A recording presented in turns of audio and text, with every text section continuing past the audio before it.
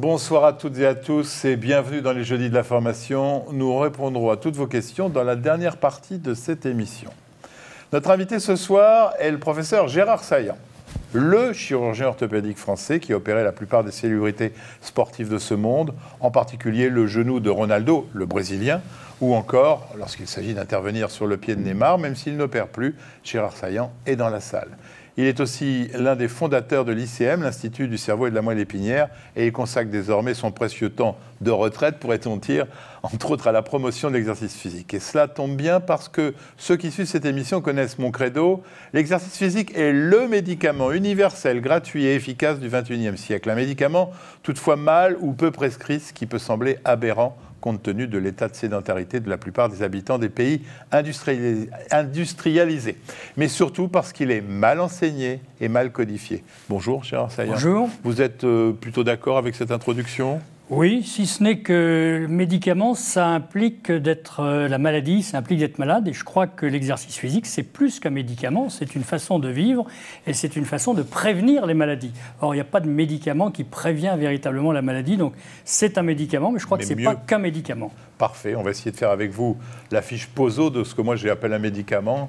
Une émission donc résolument pratique. Comme toujours, si vous avez des questions, n'hésitez pas. Vous pouvez dès maintenant les poser à notre invité grâce à la boîte de dialogue qui est située en dessous de votre écran. Et nous sommes le dernier jeudi de mai, date de notre rendez-vous mensuel avec notre partenaire, le groupe Vive, qui sera représenté pour co-animer avec moi cette émission. Vous l'avez l'habitude maintenant par le docteur Nicolas Leblanc, qui est médecin de santé publique. Bonjour. Bonjour Jean-François, bonjour Gérard Saillant. Une mutuelle, ça devrait être au premier rang de la promotion de l'exercice physique. Oui, je vous le confirme, une mutuelle salée, une salée. Et pourtant, l'exercice physique, c'est quelque chose qui est nouveau. Les décrets sur la prescription de l'activité physique adaptée viennent de sortir il y a un an et demi. Et pourtant, les médecins parlaient de mesures hygiéno-diététiques quand on décrivait les prises en charge des pathologies chroniques. Qu'est-ce qui fait que ça a pris autant de temps pour qu'on s'intéresse à l'activité physique dans le cadre thérapeutique ou préventif? Parce que je crois qu'en France en particulier, on est trop compartimenté en silos. Il y a la médecine, il y a le sport et il n'y a pas de jonction entre les deux. Et pour eux, l'activité physique, c'est le sport. Or, le sport, ce n'est pas que des compétitions, ce n'est pas que des résultats. Ça fait partie de l'activité physique, fait partie du sport. C'est un des éléments, mais c'est l'élément de base et qui, pour être honnête, et j'étais ancien doyen d'une faculté, n'était pas enseigné par les en médecine et ne l'est peut-être pas encore beaucoup. Pas beaucoup, oui. Mais est-ce que c'est parce qu'il n'y a pas d'enjeu financier? Est-ce qu'il n'y a pas une industrie qui pousse derrière? Non, enfin, on peut être... Ça peut être une des explications. On peut avoir cette explication-là, mais je crois que c'est malheureusement beaucoup plus simple que ça. C'est que c'était la médecine, il y a les médicaments, et donc pour eux, l'exercice physique n'était pas directement ça. Et quand on voit des vieux livres du XVIIIe et du XIXe siècle, il y a des livres entiers qui parlent de ça, au contraire, de l'activité physique. Dites-moi, vous avez dit en France, on est en silo, parce que vous avez l'impression que c'est mieux ailleurs? C'est peut-être encore plus important en France, mais enfin ça existe dans tous les pays du monde. Mais prenez l'exemple du médical et du médico-social, vous voyez la barrière qu'il a fallu, le nombre d'années qu'il a fallu pour franchir cette barrière, et il ne l'est pas encore tout à fait. Donc c'est exactement pareil. Alors j'ai décidé qu'on ferait une fiche POSO. D'ailleurs Nicolas, vous allez prendre des notes parce qu'à la fin je vous demanderai de résumer en fin d'émission, interro-écrite. Alors comme pour les grands médicaments, vous l'avez dit, il y a des détournements de noms, les faux médicaments sur Internet. Je veux parler de la confusion sport, exercice physique. C'est vraiment pas la même chose. Il faut vraiment mettre ça au départ, que les choses soient bien claires.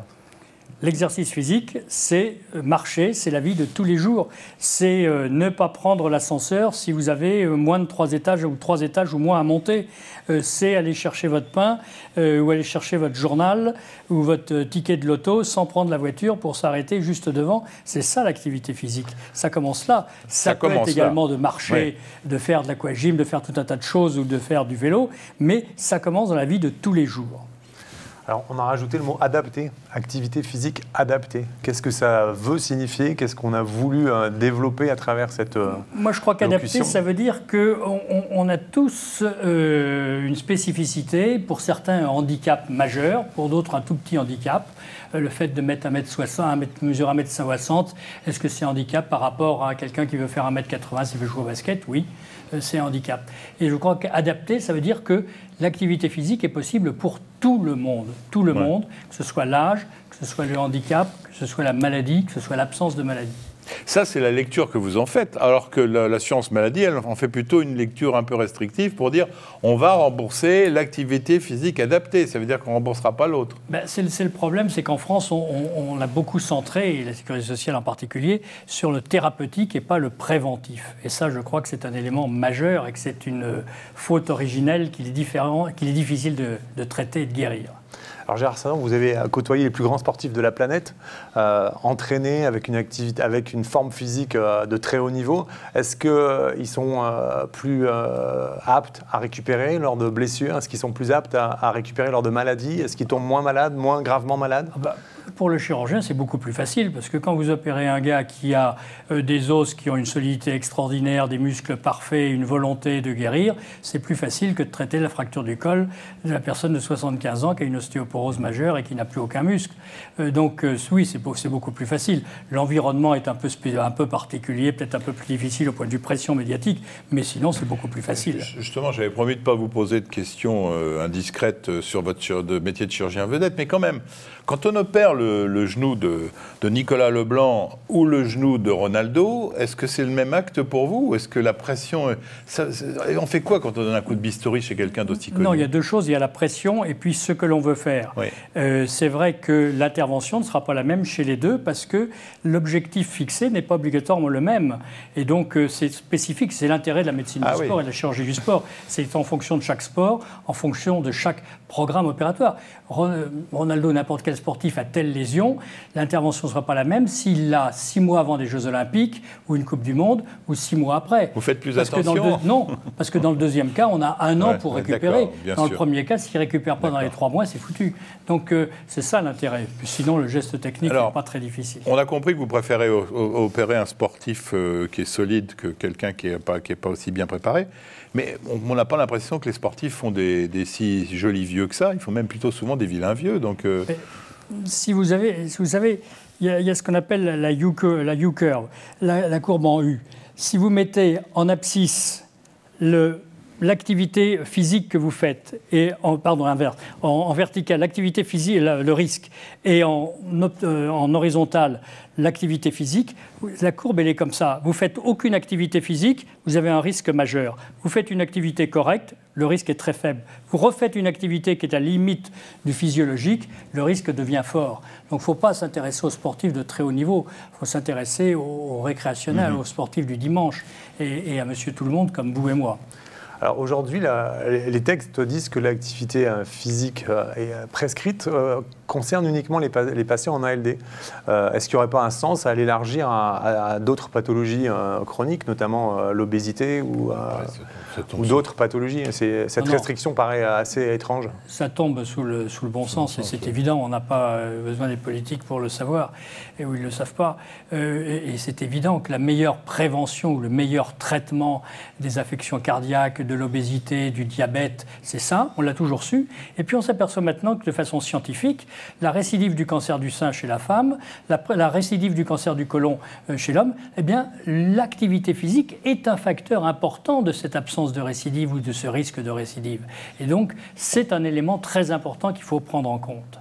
Alors justement, ça tombe bien que vous disiez ça, parce que la semaine prochaine, jeudi prochain, on sera en direct de l'ASCO, qui est le congrès américain de cancérologie, le grand congrès. On sera plusieurs journalistes à y aller. Vous aurez votre émission en direct. Mais en épluchant le programme, je n'ai vu que des sports et cancers.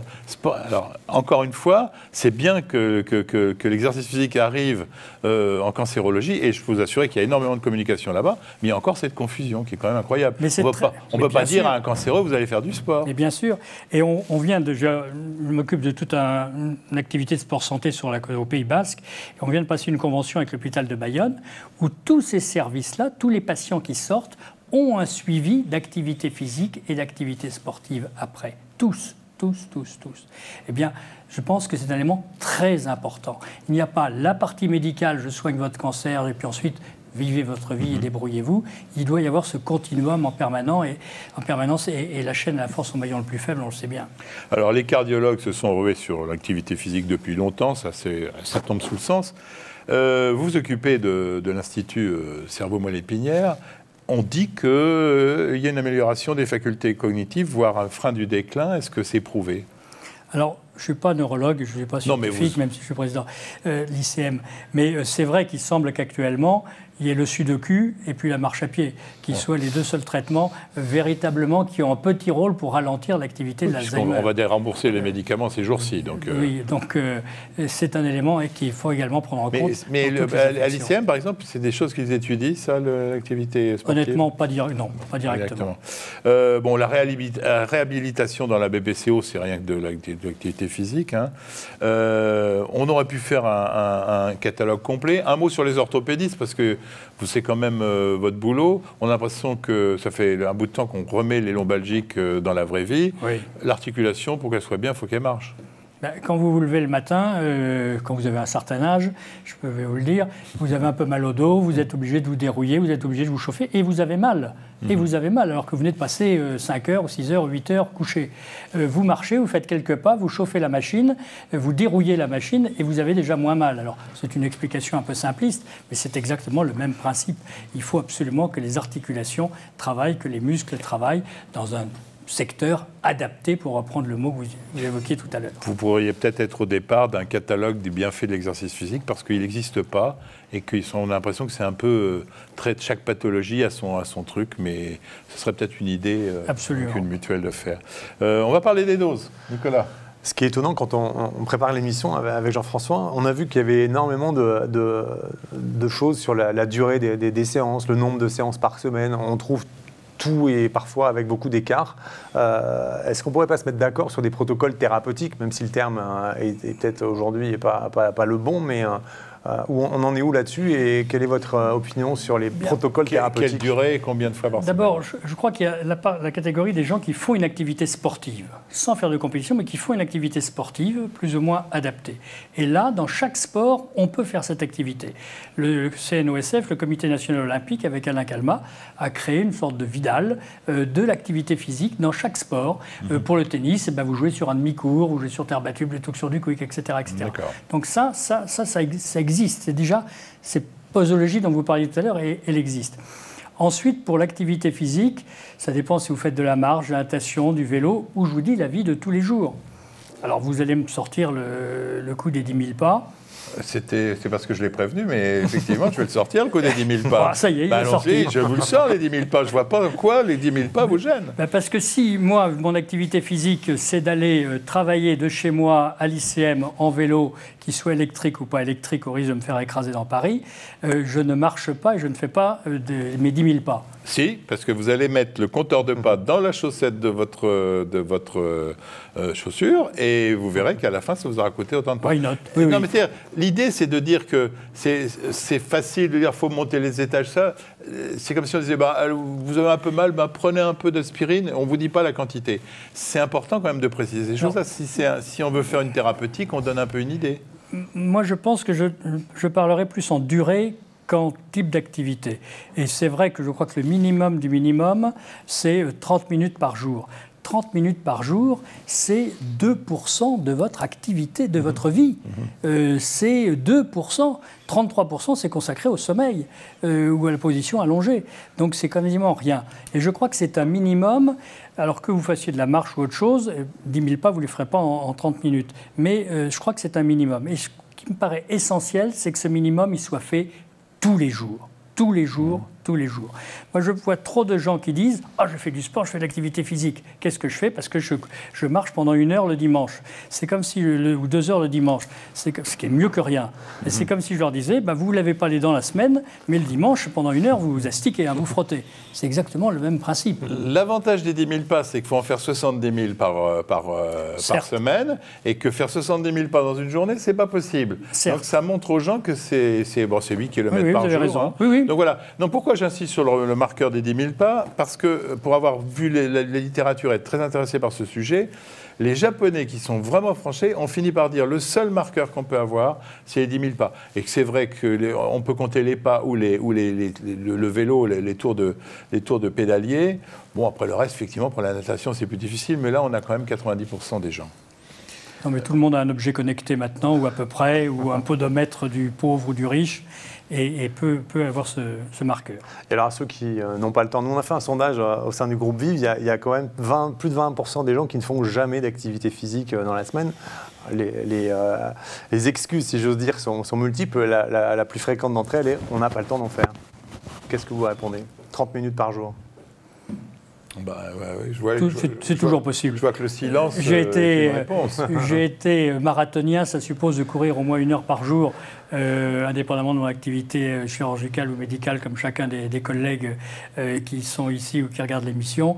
On peut toujours trouver le temps. On peut toujours, si on veut, on peut toujours trouver le temps. Ça alors, et surtout dans cette activité physique, qu'il soit des pas, qu'il soit autre chose, dans la vie de tous les jours, on peut modifier son activité. Ça, je crois que c'est un faux prétexte. Je vais abonder dans votre sens. Ceux qui nous regardent, c'est pas interdit de regarder les jeudis de l'information en faisant du vélo d'appartement. Hein. Oui. Et donc, 40 minutes, là, le temps est fait, et donc c'est quand même assez simple. Est-ce qu'il faut... on va prendre de ceux qui nous écoutent, qui sont persuadés, ou en qui on va dire il faut que vous recommenciez une activité physique. Est-ce qu'on peut augmenter progressivement la dose ? Enfin, là encore, je ne suis pas physiologiste, mais c'est une question de bon sens. Il ne faut pas y aller brutalement. Vous faites chauffer votre voiture, vous n'allez pas directement à 10 000 tours. C'est exactement pareil. Il faut y aller progressivement. Et ça, c'est important. Et le deuxième élément, c'est qu'il faut savoir ne pas abandonner. C'est-à-dire qu'on a toujours plein de bonne volonté. Vous voyez les gens quand ils reviennent de vacances. Je vais maigrir pour certains, je vais faire de l'activité physique, et j'ai plein de bonnes décisions. Ça dure septembre. Dès qu'au mois d'octobre, il commence à pleuvoir ou à faire un peu froid, on arrête. Et c'est ça qui est important, c'est ce continuum, cette observance qu'il faut absolument s'imposer. Alors justement, l'observance dans certains médicaments comme l'hypertension, c'est à vie. On peut dire que là aussi, on est sur des traitements qui sont le plus longtemps possible. Oui. Ça, on n'attend pas d'obtenir des résultats, mais les résultats, ils vont arriver. Est-ce que vous êtes de ceux qui pensent que, par exemple, il faut faire une prise de sang avant de commencer à faire l'exercice physique, avoir des précautions pour montrer après, petit à petit, que le sucre va baisser, que le cholestérol va baisser, que le poids va changer ? Si on part de quelqu'un qui a un état de maladie, entre guillemets, ou d'anormalité, certainement, il faut savoir quel est le point de départ, quel est le point d'arrivée, et qu'on ait des marqueurs, comme vous le disiez tout à l'heure. Si vous êtes en très bonne santé, que vous plaignez de rien, et que vous avez 30 ans, je ne vois pas bien l'intérêt, mais oui, pourquoi pas. Est-ce qu'on peut éliminer dans l'exercice physique, je ne parle pas dans le sport, vous avez parlé du marathon, là on peut avoir le surdosage, parce que on voit des gens qui vont au-delà des limites. Dans l'exercice physique, le surdosage n'existe pas. Non, ça véritablement, je pense qu'on a envie de s'arrêter avant qu'il y ait le surdosage. Alors, à la mise en place de l'activité physique adaptée par décret, dans des textes, les médecins ont souligné une usine à gaz. Alors, l'avancée considérable du fait que ça puisse être mis dans les tables de la loi, mais une usine à gaz formidable avec des formulaires compliqués à répondre, la difficulté d'identifier les bons intervenants une fois que la prescription est faite, et puis les bons protocoles, comme on le disait tout à l'heure. Qu'est-ce qu'il faudrait, à votre avis, pour que l'activité physique adaptée se déploie et que les médecins s'emparent ? Le sondage nous dit que 93% des gens qui ont été interrogés au sein du groupe Vive n'ont jamais eu de prescription par leur médecin d'activité physique. Alors, je crois qu'on le disait tout à l'heure, on a été éduqués à ne pas prescrire ce genre de choses. Deuxièmement, je vais décider de prescrire, mais je ne sais pas quoi prescrire. Oui. Et donc, je crois que c'est l'occasion de créer de nouveaux métiers. Il y a des métiers qui disparaissent, il y a des métiers qui se créent. Et un métier qui est à la limite entre le médical, l'activité physique, les kinésithérapeutes, les gens qui viennent des STAPS et les physiologistes, etc., qui soient des aiguilleurs du ciel, qui disent « j'ai le feu vert du médecin », donc je ne suis pas médecin, j'ai le feu vert du médecin parce qu'il a aucune maladie ou bien il y a telle maladie et il faut qu'il imite dans tel ou tel domaine. Et à partir de là, je vais l'orienter soit vers des clubs autour de chez lui, parce qu'on ne va pas lui dire tu vas faire de la main, tu vas aller faire de l'aquagym alors que la piscine est à 10 km, il fera peut-être ses 10 000 pas. Mais, et donc je pense que ce genre de nouveau métier, en liaison entre le monde sportif et le monde médical serait très souhaitable et diminuerait un peu cette usine à gaz dont vous parlez. C'est ce que vous faites pratiquement du côté de C'est ce qu'on fait sur la côte basque oui. et qu'on essaie de faire à Nouvelle-Aquitaine. Comment ça marche ? Eh bien, vous allez voir votre médecin parce que vous avez une grippe, parce que vous avez mal ou quoi. Bon, il vous soigne. Et puis, il dit, vous êtes un peu obèse, ou bien il y a votre diabète, etc. Et il vous donne un podomètre ou un objet connecté, et vous venez le revoir au bout d'un mois. Et au bout d'un mois, cette deuxième consultation n'est pas prise en charge par la Sécurité sociale, elle est prise en charge par notre organisation et par des mutuelles. Et donc, à partir de là, il le dirige, il fait une prescription, il le dirige vers ce que j'appelle cette aiguilleur du ciel, qui va lui dire, tu veux faire du sport tout seul, une activité physique ou du sport tout seul, ou bien tu veux aller dans un club pour être mieux encadré et être sûr de continuer. Et on a des conventions avec 40 clubs de la région qui font du sport adapté en fonction de son handicap et des éducateurs qui sont formés. Et ce qui est très important, c'est de vérifier, c'est un peu une politique du dealer, de vérifier qu'au bout de 3 mois ou 6 mois, eh bien, cette activité physique est continue, je dis bien. Parce que tout le monde dit c'est bon de faire de l'activité physique, c'est très bien. Le problème, c'est de savoir si on n'arrête pas au bout d'un certain temps. Et là, c'est pire que si on faisait rien, je crois. Et donc ça, c'est là-dessus qu'on a le marqueur sur lequel on insiste. Et qui est-ce qui paye ? Eh bien, il y a la mairie de Biarritz, pas plus de 50%, et puis il y a des sponsors, il y a des mutuelles, et puis on arrive et on est en discussion avec l'ARS, avec la CNAM, etc., pour montrer l'intérêt de la chose. Est-ce que l'erreur, c'est pas de dire aux gens que l'exercice physique, c'est un mode de vie, plutôt qu'un traitement Est-ce qu'il faut bien un peu médicaliser le message, le médecin ? Je pense que c'est les non. Je pense qu'au contraire, je pense que c'est les deux. Vous voyez, prenez des pays qui sont très sportifs comme l'Allemagne. Ils ont une culture, j'allais dire physique, sportive, tout à fait différente de la nôtre. Tout à fait différente de la nôtre, parce que de même que vous faites de la musique, de même que vous faites des instruments, vous choisissez ensuite, eh bien, arrivés à 18 ans, ils ont déjà eu un background sportif ou physique important. Et du coup, pour faire passer le message auprès des enfants, qui sont le vecteur du changement chez nous, de cette culture de l'activité physique, vous avez des expériences à nous citer ou... Pour les enfants, il faut que ce soit ludique, il faut les amuser. Si c'est de l'escrime, il faut que ce soit d'Artagnan, si c'est du judo, il faut que ce soit le pseudo. Ça c'est fait, non ? C'est fait, mais ce n'est pas assez fait. Et là encore, on parlait des silos tout à l'heure, il y a le monde de l'éducation nationale et puis il y a le monde extrascolaire. Et cette jonction entre les deux est très très difficile à faire. Et le problème, c'est que la population de 2024 des Jeux Olympiques, qui aura 16 ans en 2024, c'est-à-dire dans 6 ans, 6 ans, eh bien, actuellement, elle n'est pas sportive. On aura des médailles, mais la population ne sera pas sportive. Et pour la première fois, on s'aperçoit, les physiologistes vous le disent, qu'il y a une régression physiologique de la population. Les capacités vitales, les capacités cardiaques sont en train de régresser chez le jeune. Et quand vous prenez 1000 jeunes, que vous leur faites faire un tour de stade, c'est ce que vous m'avez expliqué, à l'allure que vous voulez, eh bien, ils le font moins vite qu'il y a 20 ans. C'est la première fois que ça arrive. Première fois. Donc il y a un enjeu d'éducation physique. Il y a un enjeu de santé publique. Il y a un enjeu de santé publique très important. Bon, on a vu la posologie, on a vu pas mal de choses. Maintenant, les contre-indications. Un médicament, ça a des contre-indications. Est-ce qu'il y en a dans la pratique de l'exercice physique ou il n'y en a pas ? Il y a des contre-indications et il y a des effets secondaires, comme dans tout médicament, sinon il ne serait pas efficace. Donc le problème, c'est qu'il faut que ce soit bien prescrit et bien dosé. Et là encore, on parlait tout à l'heure du surentraînement, il ne faut pas savoir jusqu'où ne pas aller trop loin. Mais si on reste à la posologie que vous proposez tout à l'heure, soit en temps, soit en nombre de pas, à mon avis, le risque, il est quasi nul. Il est quasi nul. On doit adapter, bien évidemment, à certains, par exemple, l'âge. Si vous avez une arthrose de la hanche... Oui, je suis d'accord, mais l'âge, par exemple. Qu'est-ce que vous dites sur l'âge ? Eh bien là, je pense que le plus grand médicament, le plus grand rôle thérapeutique de l'activité physique à partir d'un certain âge, c'est souvent la création d'un lien social. Quand vous faites faire de l'activité physique à des personnes âgées qui sont isolées, qui vont acheter leur pain, lisent leur journal et regardent la télévision, si vous leur dites maintenant on va marcher pendant 3 km à petite allure, mais on va être une dizaine, eh bien, je peux vous dire que, à mon avis, c'est un traitement absolument remarquable, thérapeutique, médical, je dirais, mais également comme lien social.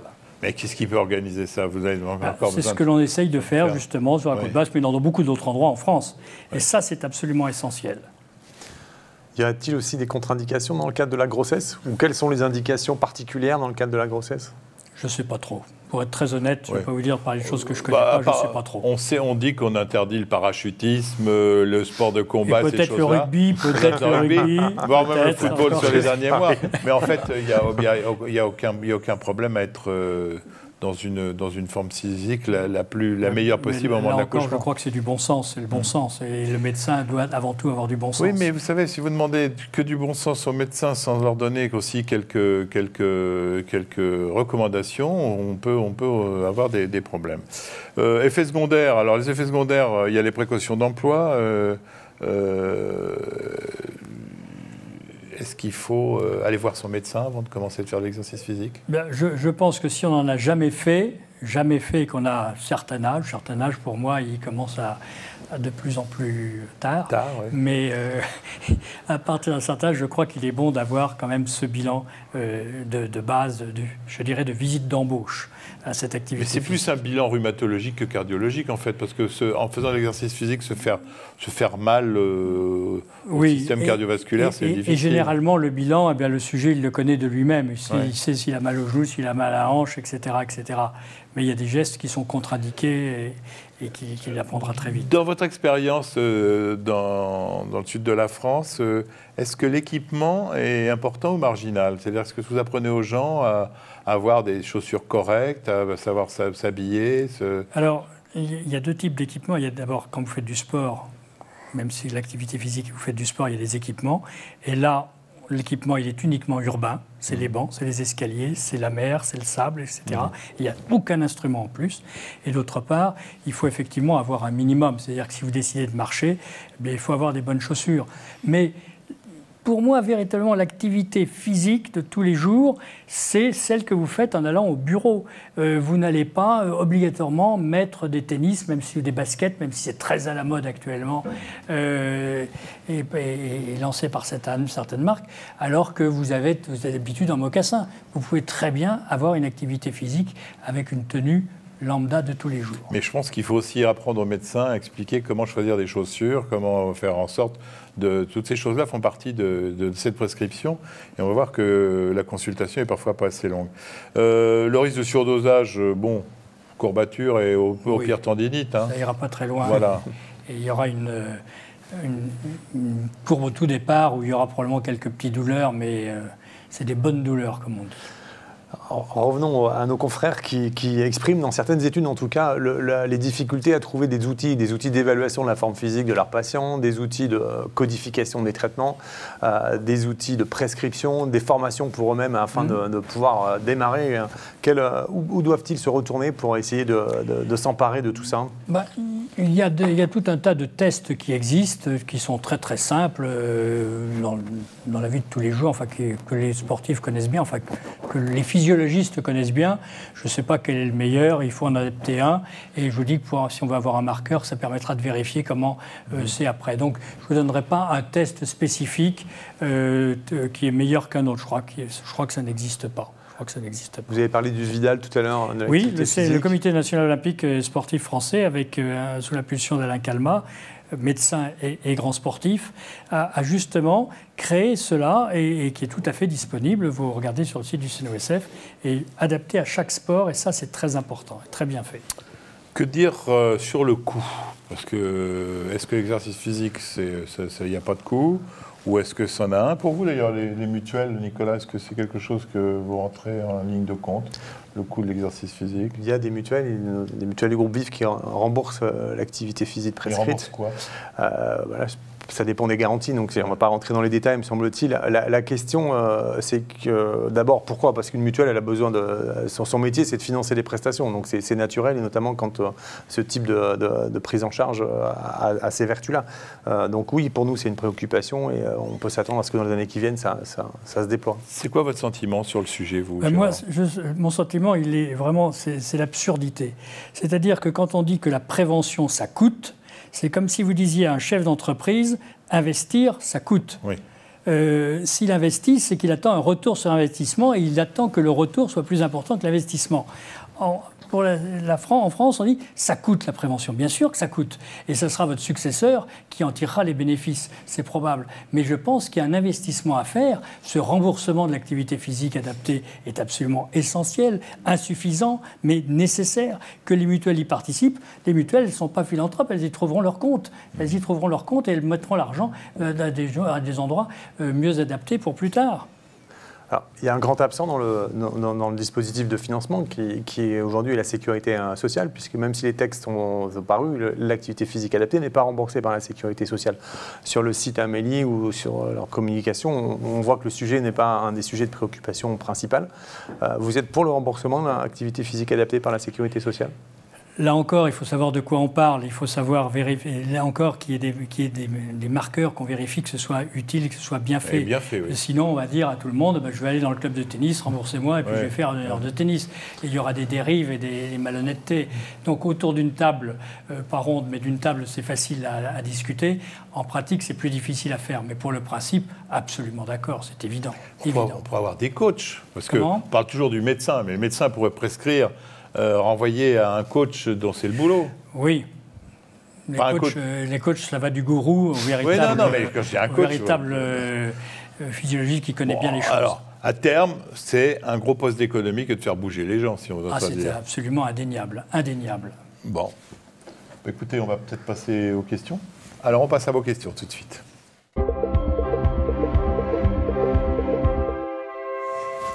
Alors, vous êtes passé rapidement sur le cardiovasculaire. Je suis professeur de cardiologie interventionniste et fidèle téléspectateur de l'émission, ça je vois qui c'est. Je voulais juste amener un témoignage. L'exercice physique à 6 mois donne les mêmes résultats que la pose d'un stent, dans certaines indications certes, mais c'est quand même spectaculaire. Ah, ce n'est pas une question, c'est juste une affirmation. Très bien. Qui va être, je suis d'accord, il m'y rajoute, je suis d'accord avec vous, mais on n'en fait pas assez. Gérard Saillant, vous n'avez pas beaucoup parlé des kinés. Pourtant, vous en connaissez leur rôle essentiel. C'est sans doute à ceux qu'on pourrait confier une partie du problème en les rétribuant, bien évidemment. Les kinés ne sont pas des gourous, donc ça peut être eux, les coachs. Les kinés, les pharmaciens, ceux qui sont également des prescripteurs ou des orienteurs, sont des personnes très importantes. Et tout à l'heure, je vous parlais des nouveaux métiers. Et il est certain que les kinésithérapeutes ont un rôle essentiel, parce qu'ils voient leur kiné, ils voient leurs patients, une fois par semaine ou 2 fois par semaine, mais ils doivent leur expliquer ce qu'ils doivent faire eux-mêmes, tout seuls, chez eux, etc. Et donc, c'est un élément, un maillon de la chaîne fondamental. Vous les connaissez bien, les kinés? Oui. Ils sont mieux formés que les médecins pour prescrire l'exercice physique? J'ose pas dire oui. Ah si, dites-le. Que pense le professeur Saillant des cardiofréquences-mètres? J'ai réussi dans ma patientèle à en faire un outil ludique efficace. C'est pas trop cher et c'est essentiel. Bon. Oui. Alors, plein de gens en ont maintenant parce que vous n'avez pas une montre sans que ça vous le donne, etc. C'est le podomètre du riche.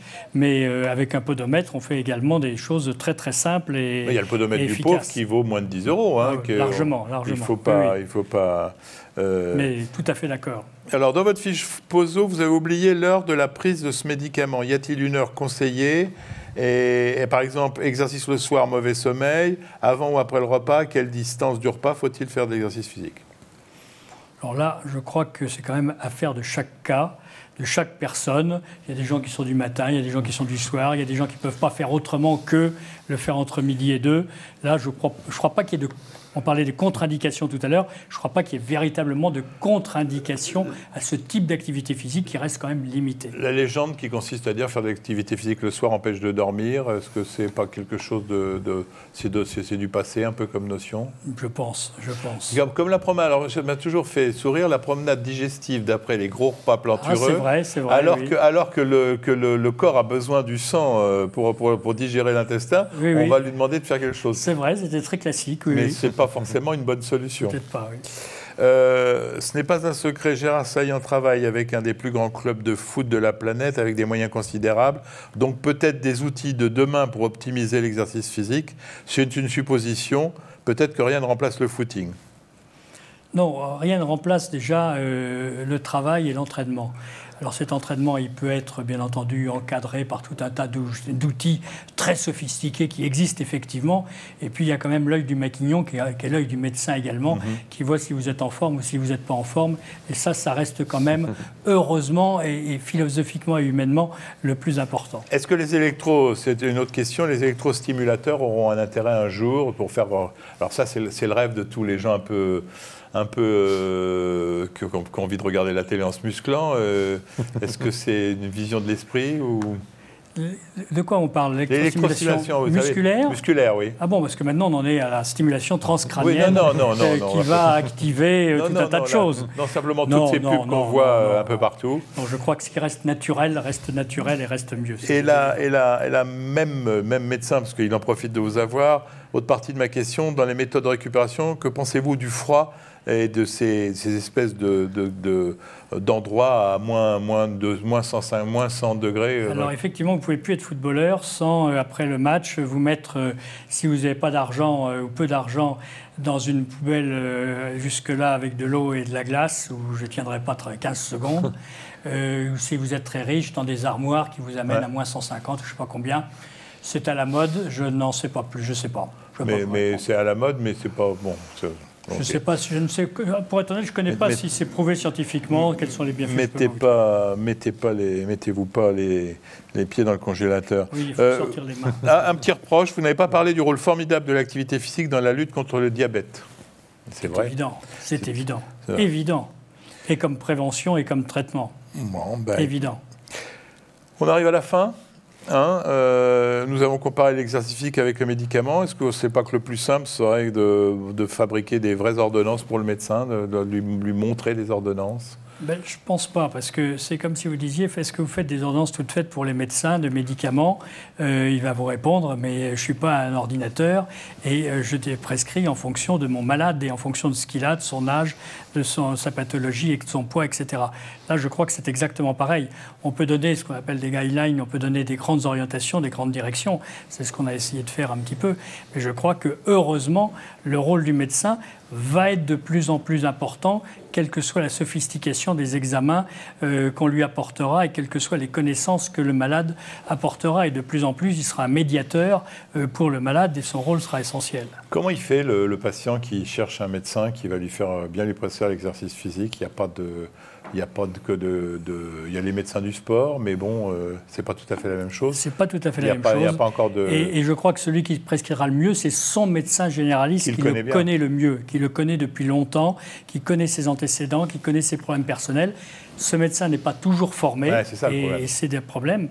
Les nouvelles générations le deviennent un petit peu plus, mais c'est vraiment le médecin généraliste, et on ne va pas parler de l'autorisation d'activité sportive, c'est un autre sujet pour avoir une licence, mais je crois que c'est le médecin généraliste qui connaît le mieux.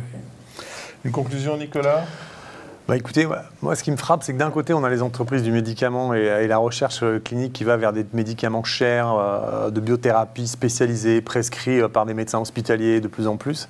Et de l'autre côté, on a le médecin généraliste qui va avoir de plus en plus d'outils pour prescrire ces mesures hygiéno-diététiques, dont l'activité physique. Donc, et puis quand on en voit le bienfait, le spectre de cette activité physique, je me dis que finalement c'est sans doute l'outil de demain, un des outils de demain de prescription des médecins traitants en thérapie générale, si j'ose dire, en population générale. Voilà. Alors, on a promis une fiche POSO, Nicolas, donc on va la faire. Bon, alors et sous le contrôle de Gérard Saillant. Bon alors, fiche POSO, dénomination internationale. Activité physique adaptée, en français. Indication? C'est une indication à spectre large. Toutes les pathologies sont concernées. Contre-indication? Elles sont spécifiques. Bon. Ça dépend de l'activité et de la pathologie. Forme du médicament? La forme du médicament, on va dire marche principalement, mais aussi course, activité vélo, natation, elles sont multiples. Vélo d'appartement, je dirais. Et je crois toute activité sportive, ce qui ne veut pas dire compétition, activité sportive, adaptée à cela. Posologie? 30 minutes par jour. Bon, vous voulez pas retenir... Non, faites-lui plaisir, parler des 10 000 pas. Vous ne voulez pas faire mes 10 000 pas? Il va faire sa crise.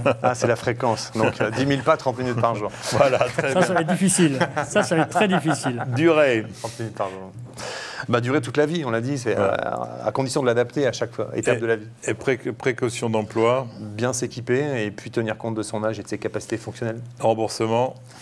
À voir. Bon. Ça vous allait comme émission, Gérard Saillant? Très bien. Merci beaucoup. Non, attendez, je vais vous la poser, comme je sais que vous ne voulez pas que je vous la pose. Neymar, il sera au PSG en 2019? Écoutez, je ne sais pas trop. J'ai un président Et je écoute toujours mon président et je le crois. Et il a dit qu'il serait là l'année prochaine. Donc je crois mon président. Bon, bah, chaque fois, j'ai beau essayer, j'arrive pas à avoir des trucs, des scoops pour notre émission. Bon, Nicolas, on vous retrouve dans un mois. Hein. Je vous rappelle l'adresse mail des Jeudis de l'information pour vos commentaires et suggestions et vos questions, jdflemoine@gmail.com. Pour revoir nos émissions ou en faire profiter vos collègues ou les amis, il suffit d'aller sur le site fréquencemédicale.com. Toutes nos émissions, pas celles que des JDF, toutes les émissions sont aussi sur notre chaîne YouTube Fréquence Médicale qui marche très très bien. N'oubliez pas de liker, pouce levé, c'est ce qui fait monter l'audience. On se retrouve la semaine prochaine. Nous serons en direct de Chicago, je vous l'ai dit, où se tient chaque année le Congrès américain de cancérologie. Bonne fin de soirée à tous et à toutes. Et en attendant de vous retrouver, portez-vous bien.